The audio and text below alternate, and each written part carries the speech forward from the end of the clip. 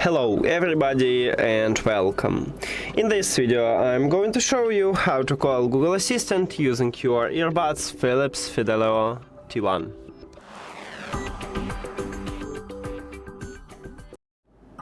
So, to call Voice Assistant, you need to press and hold at the touch area on your left earbud, touch area located at the back side, so right here. As you can see we have Philips, this one is touch area, and you need to press and hold.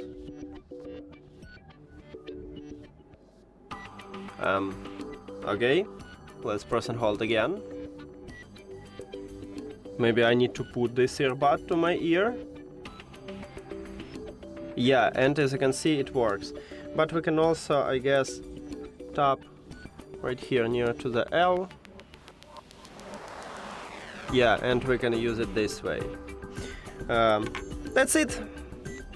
Thank you for watching this video. If you found it helpful, please consider subscribing to the channel and leave the like on the video. See you later.